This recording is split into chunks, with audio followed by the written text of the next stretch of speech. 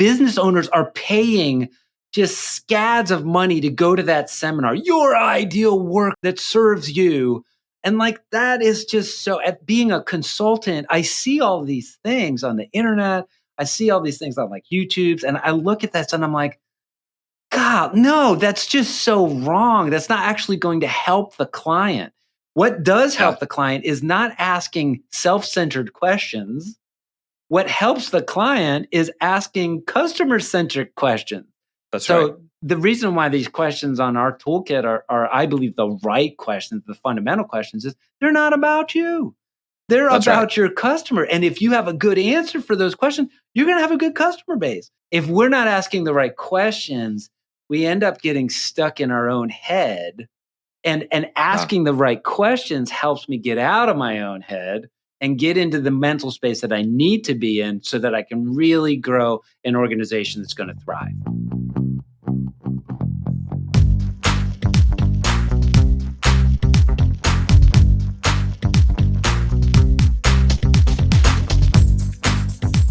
Welcome to the Growability Podcast, where we help business coaches become better coaches and business leaders build better systems. I'm your co-host, Bernie Anderson, along with the founder of Growability, Joshua MacLeod. This is season 3 of the podcast, where we are focusing on how to be a better business coach and introducing each of our 35 tools in the Growability Business Operating System. So, Joshua, what are we talking about today in 30 seconds or less? Bernie, so today we are going to talk about 3 of the 7 most important questions that you can ask a business or nonprofit leader. And we're doing this using some of the questions that are in the very first Growability tool. Whenever we work with a client and we are systematically going through the Growability Toolkit, the first tool is the Field of Business tool. So today we are going to be walking through 3 of the questions in the Growability Field of Business Toolkit. Yeah. Why is asking the right questions for your business or nonprofit so critical? Yeah, Bernie, you can tell a lot about a person by the questions that they ask or the questions that they don't ask. I remember being kind of I wasn't yet a consultant. I was kind of a hot shot employee or team member. And somebody said to me, "You know what your problem is, Josh? You never ask any questions." And I was so offended.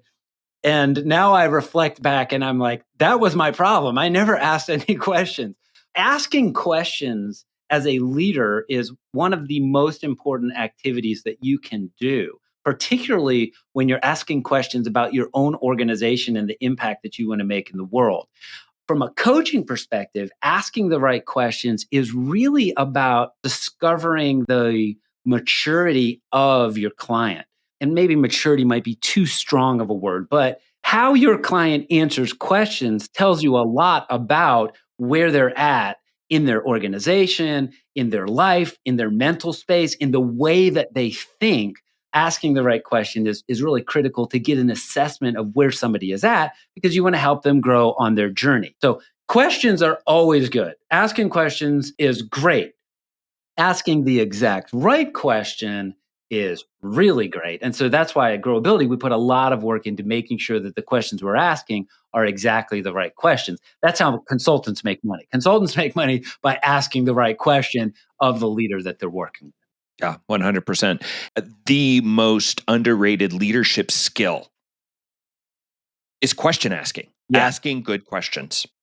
Joshua, tell our podcast audience what these 3 most important questions are that every business or nonprofit leader should ask. And why are we only giving 3 questions when I'm looking at this sheet right here? There are 7 important questions. Yes. So we're only given 3. Why is that? Well, that is a good question. So you're already doing it. You're asking questions. This is great. The reason why we're only doing 3 of these 7 questions on the Field of Business, 1, is because our goal in these podcasts is to keep them to 15 minutes. And our last podcast was 35 minutes long. So I'm like, we got to break this stuff up. Secondly, we are not giving away all of our questions because I'm trying to get every business leader that I know to get a copy of the Growability Toolkit, which not only has the 7 questions in this one tool, but hundreds of incredible questions And so if we give it all away, nobody's going to buy our $250 toolkit. But to answer the ultimate question, what are these 3 most important questions that any business or nonprofit leader should ask? Here they are. Number 1, what is the problem that your business overcomes or the opportunity that your business provides? And that same question for a nonprofit, the nonprofit version asks the question, how does your nonprofit primarily contribute to human flourishing? And then you add, what's the problem that you overcome or the opportunity that you provide? Number 2, where does 80% of your profit come from? Or if you're a nonprofit organization, where does 80% of your financial support come from? And number 3, what is your obvious advantage? So an obvious advantage is something that you do that your competitors have a really hard time competing with. What's something that you do that's hard to copy? As other people call it, an unfair advantage. If you have the wrong answer to these critical questions, what's the problem you overcome or the opportunity you provide? Where does your profit come from? Where does 80% of your profit come from? And what's your obvious advantage? If you have the wrong answer to those questions, it's possible that your organization is going to go completely out of business. If you have the right answer to those questions, your organization has no ceiling. So answering these right questions is really important. Absolutely. Absolutely, Joshua. These are critical. I mean, they're critical. What are some of the consequences for leaders or for organizations who don't have answers or who don't have the right answers to these questions? That's great. Yeah. Do you remember this company that popped up like a while ago called Quibi? We should have looked that up on AI. I'm going to call it Quibi Quick for the Bites. podcast. I think it's today. Quick Bites. Quibi. So Quibi. Maybe. Quibi. Yeah. There you go. I don't know. It was such a rememberable organization. We can't even remember what the name of it is. So here's the thing. So this company, they seem to have a really good idea, right? So they are looking at the marketplace and they're like, everybody loves media, but nobody has any time. And so there's a bunch of amateurs that are creating media on YouTube. What if we had professionals create all these 2-minute, 3-minute videos where we had like a whole movie in a 2-minute section and everybody's going to want these? The problem with Quibi is that they created a solution to a problem that nobody had. Nobody out there really cared about better quality in the 2 to 3 minute videos that you're watching on YouTube. There's movie trailers for that. Like if I go to somebody with a business idea and I'm like, hey, people really want like triple decker hot dogs. And then it's like, well, no, people don't really want triple decker hot dogs. They want double stacked hamburgers. That's the thing. Like people want that. I want a double quarter pounder or something like that. I can get that at McDonald's. A triple decker hot dog isn't something that people are demanding. So if I have this idea, but there's no market for it, I really have to make sure that I answer that question correctly. On the profitability question, Sears is a great example of a company that lost sight of where their profitability came from, and they eventually went out of business. If you're in the younger generation, you may not even think about Sears. Anybody that's like 40 years old and up, they're like, Sears used to be a huge thing. Sears was where you went for like your lawn and garden stuff. This is before Home Depot and Lowe's. There was Sears. You went and got your tools there. You could get anything there. It was a department store. It was like a precursor to Walmart. As a kid, had the Sears Christmas catalog would come in the mail every year. And so like my generation would like get that catalog and that's where you make your Christmas list from. Like there's all kinds of cool toys and that catalog was everything, man. Yeah. And Sears is definitely one of the best success stories in American business history. Sears went from this catalog company that provided like anything you can get on a catalog, and then they moved into the retail space. But what happened is that they got a new CEO, and the CEO decided that they were going to run Sears more like a hedge fund instead of stick to the core brands and the core things that they had done in the past that made it work. They diversified their portfolio and they ignored the things that were actually making them money. Like one of the things that made Sears money was Craftsman tools. Everybody loved Craftsman tools.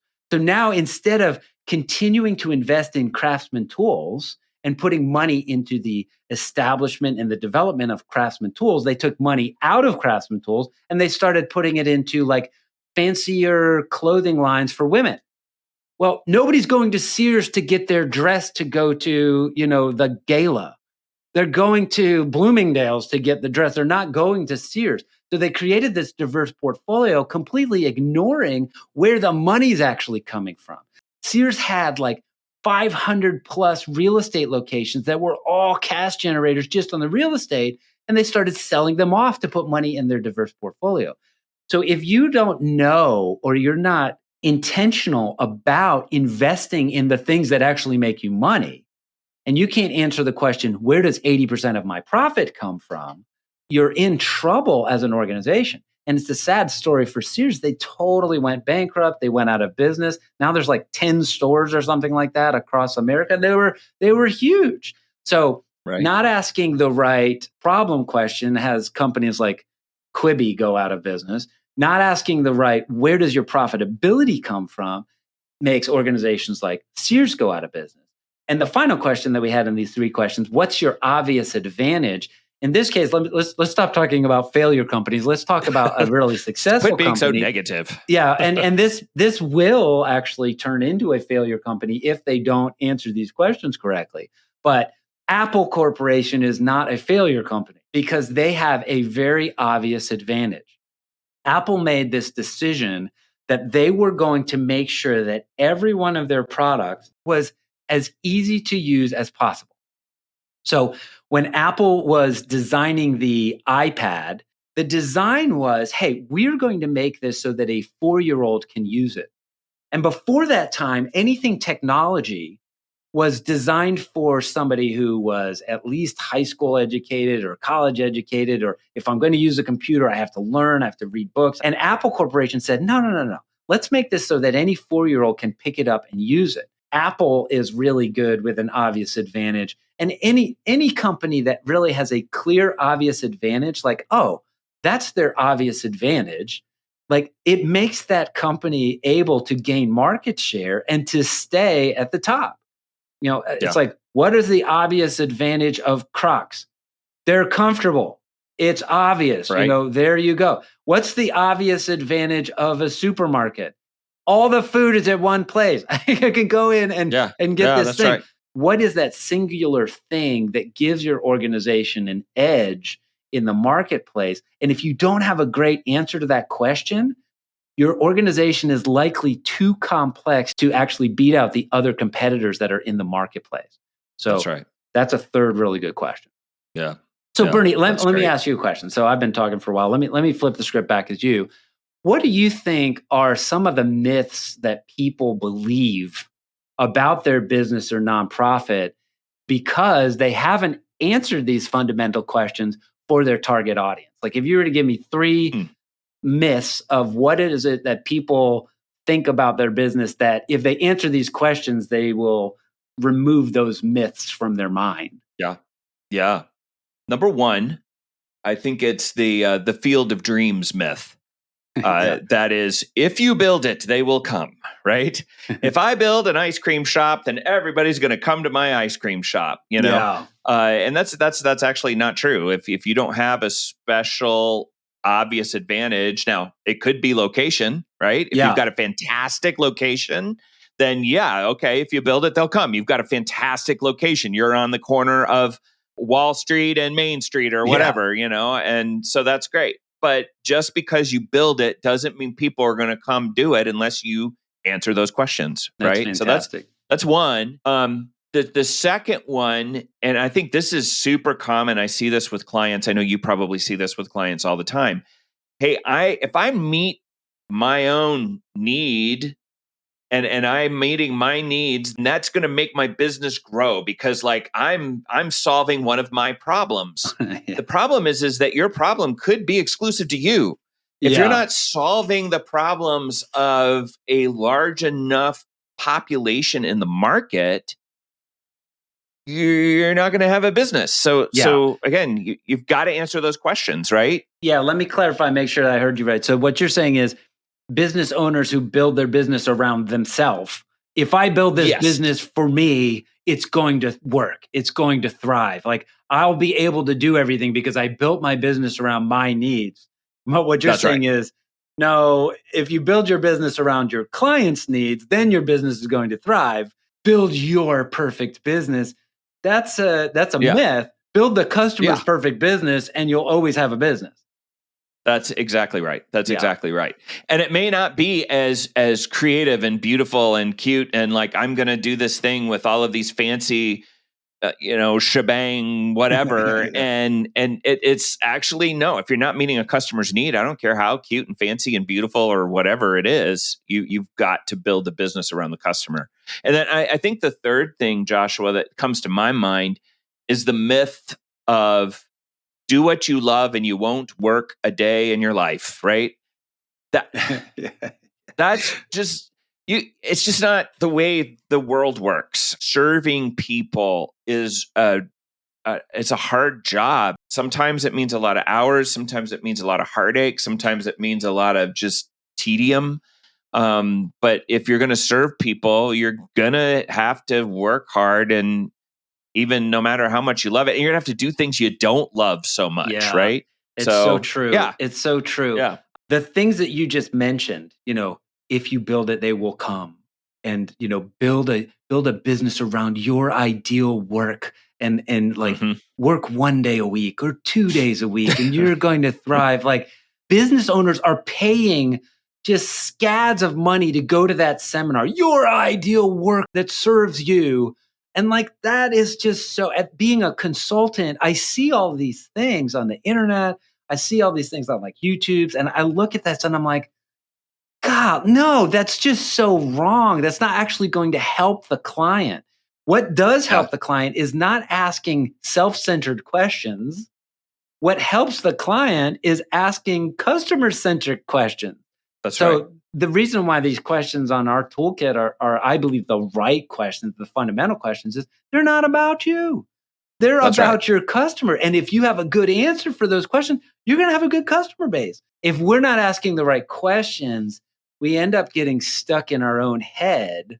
And Yeah. asking the right questions helps me get out of my own head and get into the mental space that I need to be in so that I can really grow an organization that's going to thrive. Yeah, that's right. That's right.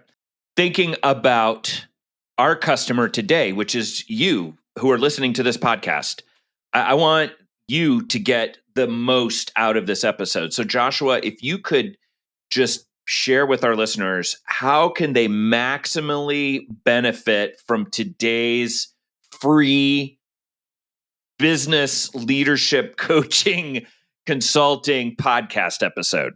Yeah. If you're a business owner, get a blank piece of paper and write down what is the problem that your business overcomes or the opportunity that your business provides. Or if you're a nonprofit leader, write that same question, but add how does your nonprofit contribute to human flourishing? Number one. Number two, write down and discover and look at your books and figure out exactly where 80% of your profit comes from. Does it come from one client? Does it come from 50 clients? Does it come from one product? Does it come from 17 products? Like where does 80% of your profit come from? Or if you're a nonprofit, where does 80% of your financial support come from? And number three, write down what is our obvious advantage and see how long it takes you to come up with your obvious advantage. If it's not obvious, that's a problem. If it's not obvious to you, think about how difficult it's going to be obvious to your clients. If you want to maximize this podcast, take those things and write them down. If you are a coach, what advice would you give to the coach? I just spoke to the business owner. Speak to the coaches that would listen to this. How can they implement this field of business tool? Here's what I've discovered, Joshua, as a coach and coaching people through this tool. First of all, if you're a coach, you can't soft pedal this thing. You've got Yeah. to be a bulldog. Never take the first thing that comes out of your client's mouth. Yeah. You've got to dig. You've got to ask more questions. You've got to make them sit with it and think about it because these are critical. If they're going to succeed, they've got to get to the core of all 7 of these questions. Yeah. And it's not a simple checkbox. This isn't like, here's an easy checkbox. Let's move on. Yeah, I spent 10 minutes on this. How comes we're not done already? Yeah, you really got to. That's great advice. That's great right. Advice. What else? What else? So the second thing is, this is number 1 foundational. Don't let your client skip past this. This is number 1 thing. When I work with clients, they do this first. Yeah. Because this is the first thing. Don't let them skip past this. And then validate the answers. Yeah. Make them validate the answers. Don't just take their word for it. Talk to their clients. Help them have conversations with their clients. That's great advice. I mean, when we're working with a client, one of the first questions I'll ask them is, hey, who is your ideal clients, your best target clients, and give me their phone number and let me ask them how they would answer these questions. Mm-hmm. And then I get feedback from that client and I can see whether my client is really sharp and they understand their client needs and their market and things like that. That is great, Bernie. That's really great advice. This has been a really great conversation. Can you go ahead and close us out? Yeah, no, this has been a lot of fun. So, hey, I want to remind everyone that you are doing better than you think and you have more potential than you know. Thank you for growing with Growability. We also want to remind all of our listeners to be sure to get your own copy of the Growability Toolkit, which includes this tool and 163 more pages of workbook, of tools, of what you need for your business, for your coaching needs. This includes digital files, which is like PDFs, Word documents, Google documents.